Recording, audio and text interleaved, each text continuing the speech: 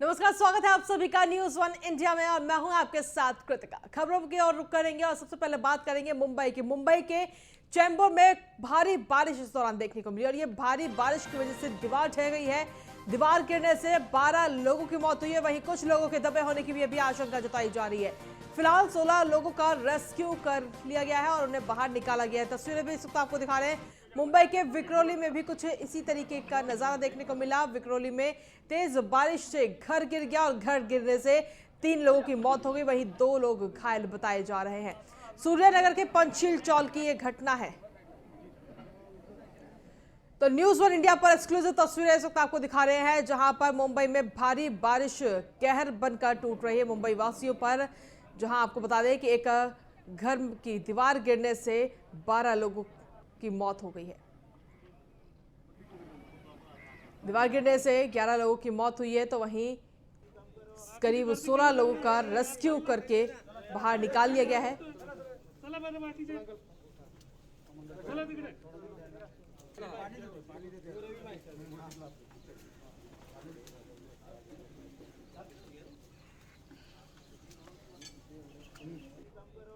गर्दी कमी करा चल ना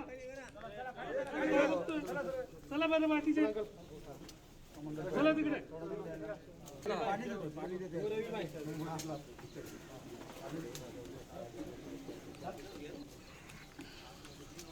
और इसी पर अधिक जानकारी देने के लिए रेजिडेंट एडिटर आनंद गायकवाड़ इस वक्त हमारे साथ जुड़ गए फोन लाइन पर। आनंद जी, क्या कुछ अपडेट्स है इस पूरे मामले को लेकर, जिस तरीके से कहीं ना कहीं मुंबई में जो लगातार बारिश हो रही है वो इस वक्त मुंबई वासियों पर कहर बनकर टूट रही है?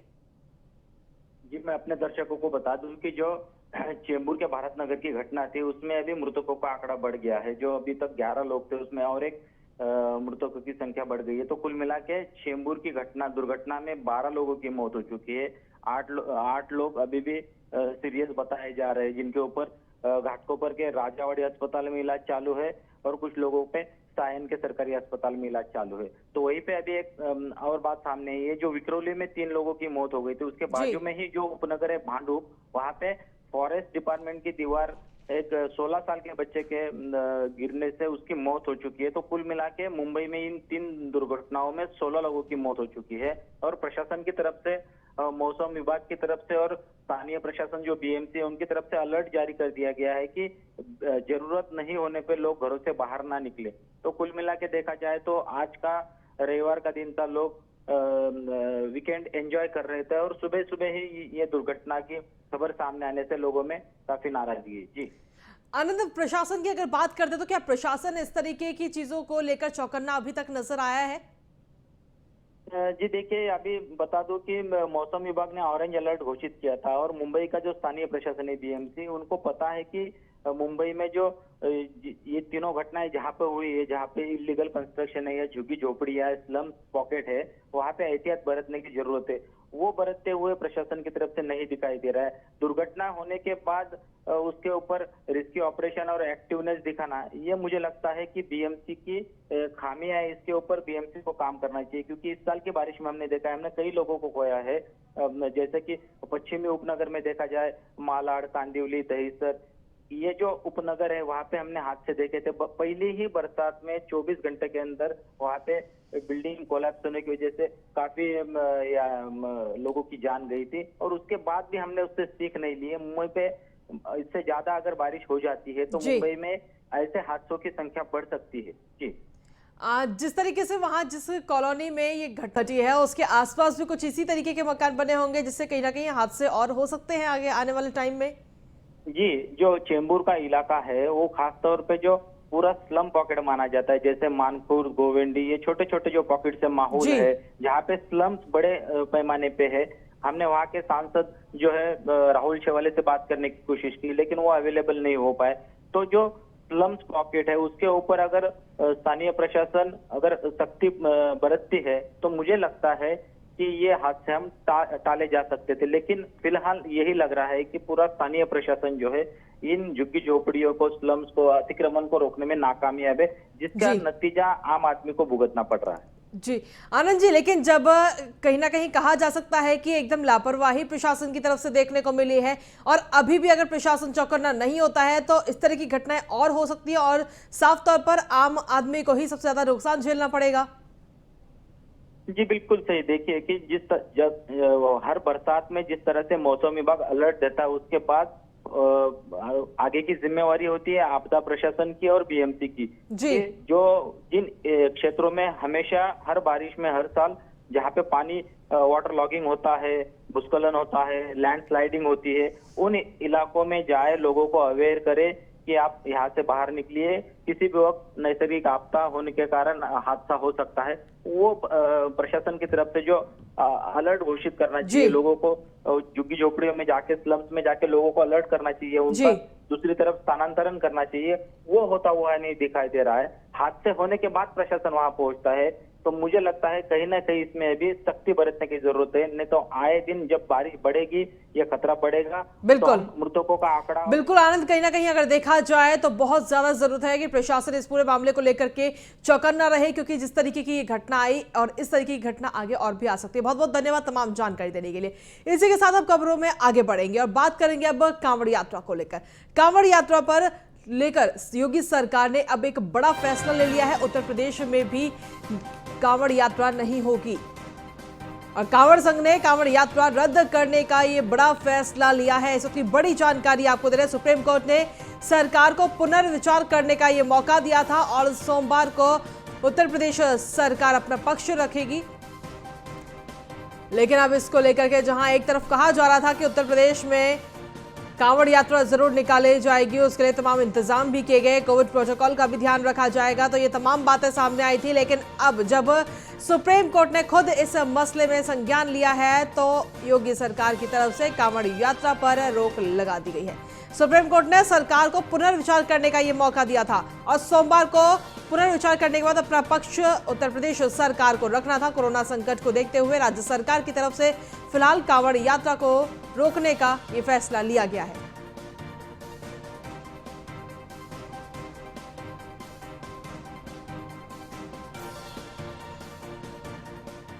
और इसी पर अधिक जानकारी के लिए चलिए सीधे रुख करेंगे लखनऊ का। हमारे संवाददाता अश्वनी इस वक्त हमारे साथ जुड़ गए हैं। अश्वनी, कांवड़ यात्रा को लेकर अगर देखा जाए तो कहीं ना कहीं असमंजस की स्थिति अभी तक बनी हुई थी, लेकिन अब चीजें साफ हो चुकी हैं और उत्तर प्रदेश सरकार की तरफ से भी कांवड़ यात्रा को लेकर रोक लगा दी गई है। बिल्कुल, जिस तरह से कोविड की तीसरी लहर को लेकर के लगातार चेतावनी दी जा रही है, जहां स्वास्थ्य महकमा हो, प्रधानमंत्री खुद कह चुके हैं तीसरी लहर जो मुहाने पे खड़ी है, जरा सी लापरवाही भी भारी हो सकती है। आईएमए ने भी सचेत किया पूरे देश को कि जिस तरह से लोग भीड़ इकट्ठा कर रहे हैं कहीं ना कहीं वो घातक हो सकता है, जिसके बाद उत्तराखंड सरकार ने एक बड़ा फैसला लेते हुए कांवड़ यात्रा को रद्द कर दिया, रोक लगा दिया। निश्चित तौर पर उसके बाद उत्तर प्रदेश सरकार ने हालांकि 25 जुलाई से कांवड़ यात्रा को मंजूरी दी थी, लेकिन सुप्रीम कोर्ट ने स्वतः संज्ञान लेते हुए उत्तर प्रदेश सरकार से कहा कि आप पुनर्विचार कर सकते हैं कांवड़ यात्रा को लेकर। आपको क्या लगता है कि यात्रा इस समय हो सकती है?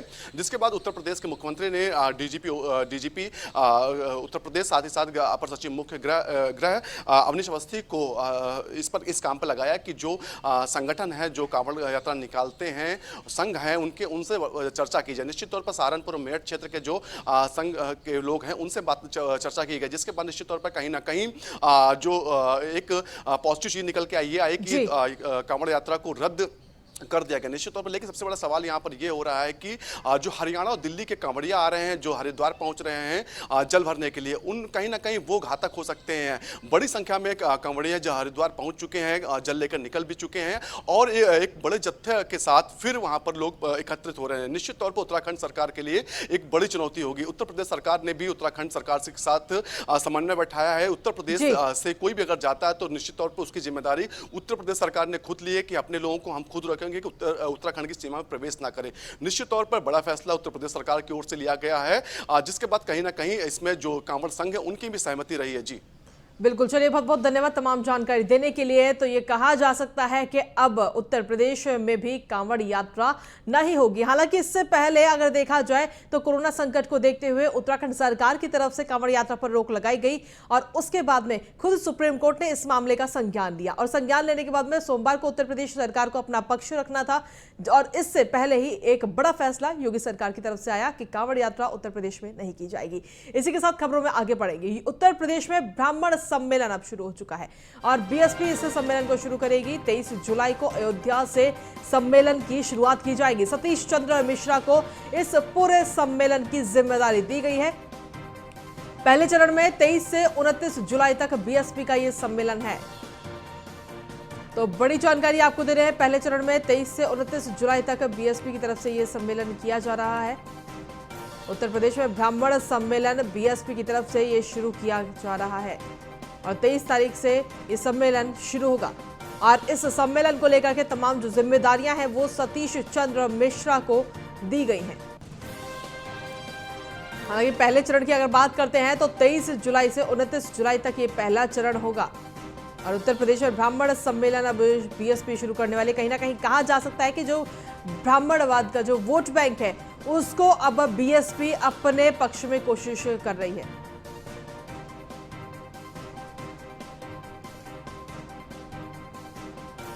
और चलिए इसी पर अधिक जानकारी के लिए सीधे रुख करेंगे इस वक्त लखनऊ का, जहां हमारे संवाददाता अश्विनी द्विवेदी लगातार हमारे साथ जुड़े हुए हैं। अश्विनी, कहीं ना कहीं कहा जा सकता है कि 2022 के जो चुनाव हैं उसको लेकर बीएसपी पूरी तरीके से तैयारी कर रही है और कहीं ना कहीं अब ब्राह्मण वोट बैंक जो है उनको अपने पक्ष में करने की कोशिश ये बीएसपी की तरफ से है। बिल्कुल, जिस तरह से 2007 में देखा गया था कि इस बसपा ने चुनाव जब लड़ा था ब्राह्मण वोटर के भरोसे ही मायावती सत्ता में पहुंचेंगे। निश्चित तौर पर उस दौरान जो ब्राह्मणों को पार्टी में बड़े पद भी दिए गए थे। एस मिश्रा की बात करें या फिर तमाम अन्य जो ऐसे ब्राह्मण चेहरे थे जिनको चेहरा बनाया गया, ब्रजेश पाठक उस समय भाजपा में थे। निश्चित तौर पर कहीं ना कहीं इसका फायदा बसपा को मिला था। एक बार फिर बसपा वही ब्राह्मण कार्ड खेलने की जुगत में है, लेकिन कितना सफल होगा ये तो देखने वाला होगा, क्योंकि जिस तरह से देखा जा रहा है कि भाजपा भी अपर कास्ट वोट हो, चाहे वो ब्राह्मण हो, चाहे ठाकुर हो या फिर जो गुप्ता है, वो उन लोगों को साधने में कोशिश की जा रही है, कर रही है। साथ ही साथ जो अगर पूरा इतिहास उठाएं तो जो ब्राह्मण भाजपा से ज्यादा प्रभावित रहा है, निश्चित तौर पर उसका एक कहीं ना कहीं फायदा भाजपा को इस 2019 में मिला, 2017 में मिला, 2014 में मिला। निश्चित तौर पर हालांकि मायावती की तैयारियों की बात करें अगर तो सिर्फ अभी तक ट्विटर वार उनका द्वारा किया जा रहा है, जमीन पर कोई भी तैयारी नहीं दिखाई दे रही। जिस तरह से देखा जा रहा है कि कांग्रेस जमीन पर के काम कर रही है, लगातार सरकार के तमाम मुद्दों पर घेरने की कोशिश कर रहे हैं। किसान जैसे मुद्दे पर कांग्रेस ने लगातार अपना पक्ष रखा। निश्चित तौर पर बेरोजगारी, महिला उत्पीड़न समेत जो कानून व्यवस्था उसको घेरने की कोशिश की, लेकिन बसपा इन सब चीजों में कहीं भी नजर नहीं आ रहा है। निश्चित तौर पर अब बसपा जब चुनाव का 6 महीना का समय बचा हुआ है, तब ऐसे में ब्राह्मणों को अपनी ओर आकर्षित करना चाहती है। बिल्कुल, चलिए बहुत बहुत धन्यवाद अश्विनी तमाम जानकारी देने के लिए। तो अगर देखा जाए तो बीएसपी अब अपनी एक अलग ही रणनीति के जरिए 2022 के चुनावों में उतरने वाली है, क्योंकि कहीं ना कहीं एक तरफ तो दलित वोट बैंक और वहीं दूसरी तरफ अब ब्राह्मण वोट बैंक को साधने की कोशिश बसपा की तरफ से की जा रही है। खबरों में आगे बढ़ेंगे, बात करेंगे अब लखनऊ के। प्रियंका गांधी वाड्रा के यूपी दौरे का आज तीसरा और अंतिम दिन है। आज पार्टी मुख्यालय में बैठक करेंगे प्रियंका गांधी, साथ ही पदाधिकारियों के साथ बैठक करके यूपी चुनाव को लेकर रणनीति भी बनाएंगी। इससे पहले प्रियंका ने कल कार्यकर्ताओं को जीत का मंत्र देती हुई भी कहीं ना कहीं प्रियंका गांधी नजर आई थी। तो आपको बता दें कि प्रियंका गांधी कहीं ना कहीं जो उत्तर प्रदेश विधानसभा चुनाव है उसको लेकर अब अपनी कमर कसती हुई नजर आ रही हैं और 3 दिनों के यूपी दौरे पर हैं और इस दौरे का आज तीसरा दिन है। कल कार्यकर्ताओं में उन्होंने जोश भरा, साथ ही जीत का मंत्र दिया और अब आज पार्टी पदाधिकारियों के साथ बैठक करके उत्तर प्रदेश विधानसभा चुनाव को लेकर रणनीति बनाती नजर आएंगी। और जब किसी को तकलीफ हुई तब उसके पास सबसे पहले कांग्रेस का कार्यकर्ता पहुंचा, सड़क पर आपने आंदोलन की, जिनको पीड़ा हो रही थी आपने उनके लिए आवाज उठाई। कोरोना के चलते सबसे ज्यादा राहत का कार्य कांग्रेस के कार्यकर्ता ने किया, कांग्रेस के नेताओं ने किया।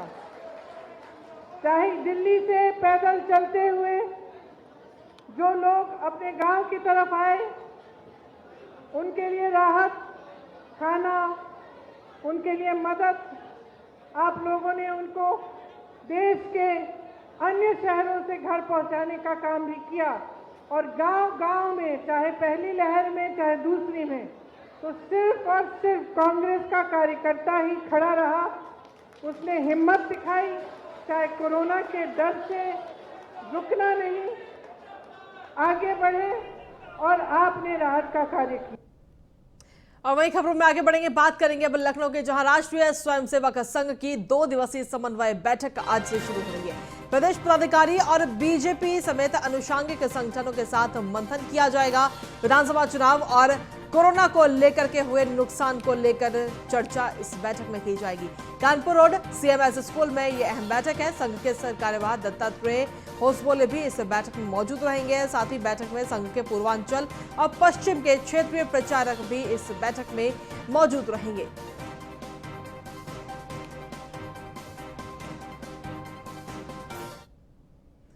तो बीजेपी आरएसएस की यह बैठक आज होने वाली है। आपको बता दें कि 2 दिनों की ये बैठक है और बड़ी बैठक इसे कहा जा रहा है। 2 दिनों तक ये समन्वय बैठक चलने वाली है। कहीं ना कहीं अहम और कई सारे मायने इस बैठक के निकाले जा रहे हैं। लखनऊ के सीएमएस स्कूल में बीजेपी और आरएसएस की ये बड़ी बैठक होनी है। दत्तात्रेय होसबोले की अध्यक्षता में ये बैठक है। दत्तात्रेय होसबोले भी इस दौरान मौजूद रहेंगे इस बैठक में। तो ये बड़ी बैठक है और कहीं ना कहीं कहा जा सकता है कि चुनावों की रणनीति को लेकर के भी इसमें चर्चा की जा सकती है। साथ ही कोरोना को लेकर जो तमाम नुकसान हुए हैं प्रदेश में, उसको लेकर भी इस बैठक में चर्चा की जाएगी। तो लखनऊ के सीएमएस स्कूल में ये बैठक होनी है। 2 दिनों तक ये बड़ी समन्वय बैठक चलने वाली है। साथ ही दत्तात्रेय होसबोले की अध्यक्षता में ये बैठक की जा रही है। तो ये बड़ी बैठक है बीजेपी आरएसएस की ये बैठक और 2 दिनों तक ये समन्वय बैठक चलने वाली है। और बैठक में कौन कौन मौजूद रहेगा वो आपको बता दें। बीएल संतोष और मुख्यमंत्री योगी आदित्यनाथ भी इस बैठक में मौजूद रहेंगे। इसके अलावा डिप्टी सीएम केशव प्रसाद मौर्य भी इस बैठक में मौजूद रहेंगे। डिप्टी सीएम दिनेश शर्मा भी इस बैठक में शामिल होंगे, यानी कि मुख्यमंत्री के साथ साथ दोनों उप मुख्यमंत्री भी इस बैठक में शामिल होंगे। बीजेपी प्रदेश अध्यक्ष स्वतंत्र देव सिंह भी इस बैठक में मौजूद रहेंगे। संघ के पूर्वांचल पश्चिम क्षेत्र के प्रचारक भी इस बैठक में मौजूद रहेंगे। तो काफी अहम इस बैठक को कहा जा रहा है। संघ के प्रदेश पदाधिकारी भी इस बैठक में मौजूद रहेंगे। 2 दिनों की समन्वय ये बैठक चलेगी। बीजेपी समेत अनुषंगिक संगठनों के साथ इस बैठक में मंथन किया जाएगा। चुनावों को लेकर के रणनीति भी कहीं ना कहीं बनती दिखाई देगी। 31 मई को बीएल संतोष लखनऊ आए थे और 21-22 जून को भी वो लखनऊ दौरे पर रहे।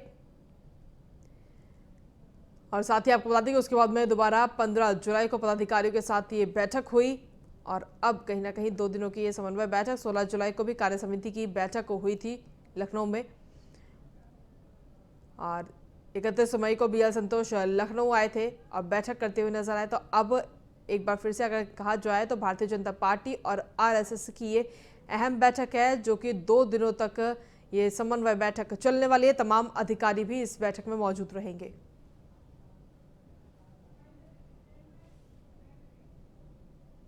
और इसी के साथ फिलहाल मेरे साथ इस बुलेटिन में इतना ही। बाकी तमाम खबरों के लिए आप लगातार देखते रहिए न्यूज़ 1 इंडिया।